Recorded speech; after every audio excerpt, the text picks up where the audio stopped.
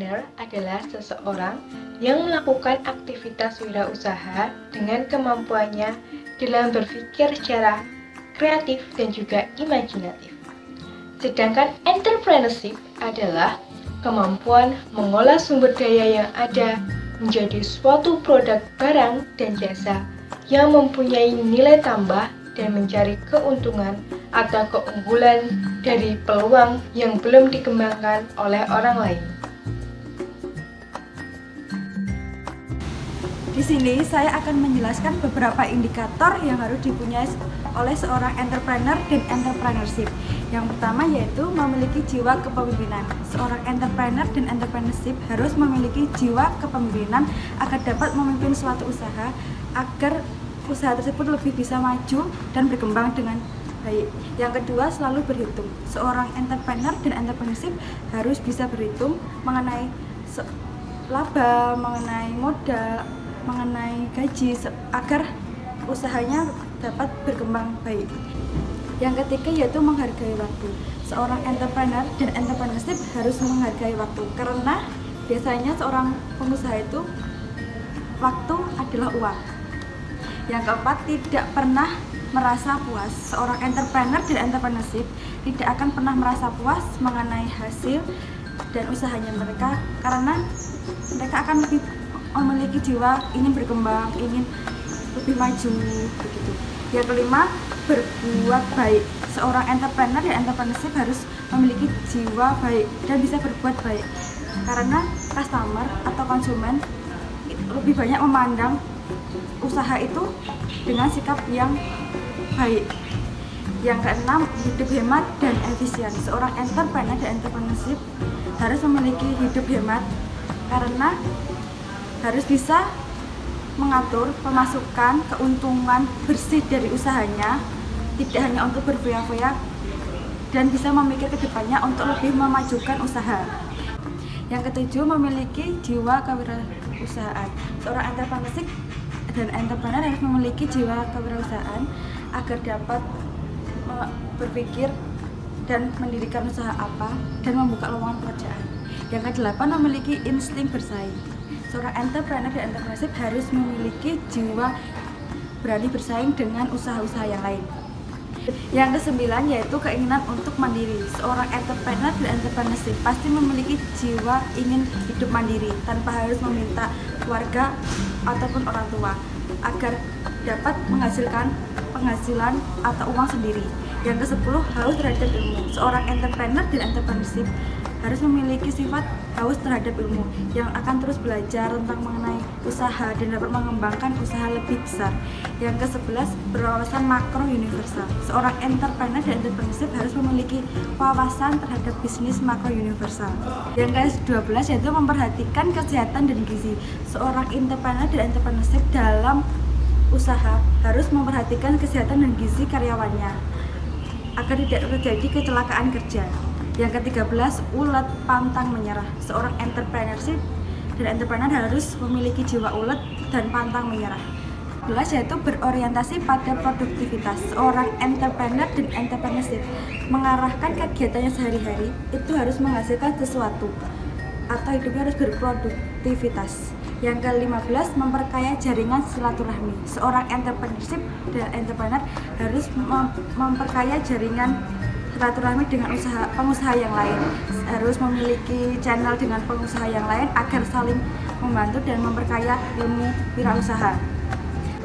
Itu tadi beberapa indikator mengenai entrepreneur dan entrepreneurship yang dapat saya jelaskan. Kurang lebihnya seperti itu, ataupun kalau kurang jelas bisa browsing atau searching di Google agar lebih banyak indikator yang bisa dipelajari untuk menjadi wirausaha yang baik.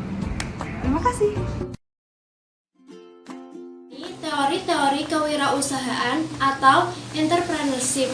Menurut Durkheim dalam bukunya pada tahun 1985 yang berjudul Innovation and Entrepreneurship menerangkan bahwa teori kewirausahaan dibagi menjadi 3 tahapan, yaitu yang pertama ada teori ekonomi, di mana teori ini menerangkan adanya suatu kewirausahaan atau wirausaha yaitu berasal dari adanya peluang ekonomi. Yang kedua ada teori sosiologi, yaitu menerangkan mengenai tanggapan orang lain terhadap suatu wirausaha, dan tanggapan orang lain itu satu sama lain berbeda. Yang ketiga ada teori perilaku, di mana ini menerangkan mengenai perilaku seorang wirausaha dengan hasil usahanya. Selanjutnya ada pun cara untuk menjadikan sikap mental jadi seorang wirausaha, yaitu yang pertama ada kemauan yang keras, yang kedua keyakinan kuat atas kekuatan sendiri, yang ketiga kejujuran dan tanggung jawab, yang keempat ketahanan fisik dan mental, yang kelima ada ketekunan dan keuletan untuk bekerja keras, yang keenam pemikiran yang konstruktif dan kreatif. Selanjutnya ada karakter-karakter yang harus dibangun oleh setiap orang yang akan berwirausaha. Apa saja itu? Yaitu yang pertama ada daya gerak atau drive, seperti inisiatif, semangat, tanggung jawab, dan ketekunan. Yang kedua ada kemampuan berpikir, yaitu seperti gagasan asli, kreativitas, kritis, dan analitis. Yang ketiga ada kemampuan membina relasi, yaitu seorang wirausaha mampu membina relasi dengan karyawan dan dengan orang sekitar. Yang selanjutnya ada kemampuan menyampaikan gagasan atau bisa berkomunikasi dengan orang lain dan dapat terbuka dengan pemikiran orang lain. Dan yang terakhir ada keahlian khusus, seperti mampu menguasai suatu keahlian, misalnya pelayanan pada bidang sosial ataupun pada bidang jasa, seperti itu. Selanjutnya kita akan membahas leadership atau kepemimpinan dalam berwirausaha. Di sini saya akan membahas 4 hal terkait leadership. Yang pertama itu adalah pengertian, kedua tugas dan fungsi, ketiga konsep dan prinsip kepemimpinan wirausaha, dan yang terakhir adalah sifat kepemimpinan wirausaha. Yang pertama yaitu pengertian kepemimpinan. Pemimpin atau memimpin adalah suatu usaha untuk mempengaruhi dan menggerakkan orang lain atau bawahan yang dipimpin supaya mereka dapat bekerja menuju suatu tujuan yang diinginkan bersama. Yang kedua itu tugas dan fungsi kepemimpinan. Di sini terdapat 2 poin, yaitu tugas dan fungsi dari kepemimpinan itu sendiri. Yang pertama, tugas kepemimpinan. Tugas pokok seorang pemimpin yaitu melaksanakan fungsi-fungsi manajemen, seperti yang terdiri dari pertama, merencanakan, kedua, mengorganisasikan, ketiga, menggerakkan, dan yang terakhir adalah mengawasi. Poin yang kedua yaitu fungsi kepemimpinan. Fungsi pokok kepemimpinan yaitu ada fungsi instruktif, fungsi konsultatif, fungsi partisipasi, fungsi delegasi, dan fungsi pengendalian. Pembahasan kita yang ketiga yaitu ada konsep dan prinsip kepemimpinan wirausaha.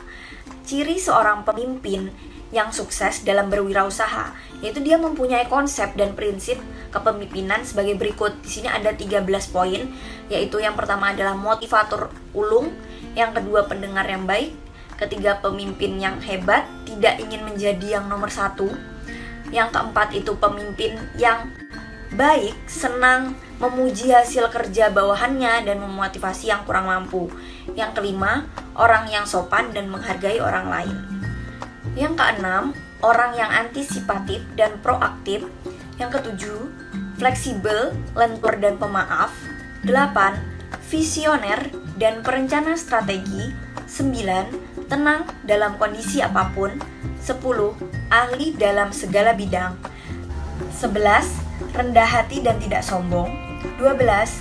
Humoris. 13. Orang yang terakhir merayakan suatu kesuksesan. Pembahasan kita yang keempat yaitu sifat kepemimpinan wirausaha. Sifat-sifat yang mutlak harus dimiliki oleh seorang wirausahawan antara lain itu ada disiplin, komitmen yang tinggi, jujur, kreatif, dan inovatif. Selanjutnya saya akan menjelaskan etos dan etika kerja. Yang pertama adalah etos. Etos dalam KBBI, Kamus Besar Bahasa Indonesia, etos adalah semangat kerja yang menjadikan ciri khas dan keyakinan seseorang atau suatu kelompok. Etos kerja berhubungan dengan hal-hal penting yaitu yang pertama yaitu orientasi ke masa depan. Segala sesuatu yang direncanakan dengan baik maka akan lebih baik dari hari kemarin. Yang kedua yaitu menghargai waktu. Dengan adanya disiplin waktu, maka hal penting guna menjadi efisien dan efektif bekerja. Yang ketiga yaitu bertanggung jawab. Bertanggung jawab memberikan asumsi bahwa pekerjaan yang dilakukan merupakan suatu yang harus dikerjakan dengan ketekunan dan kesungguhan. Yang keempat yaitu hemat dan sederhana.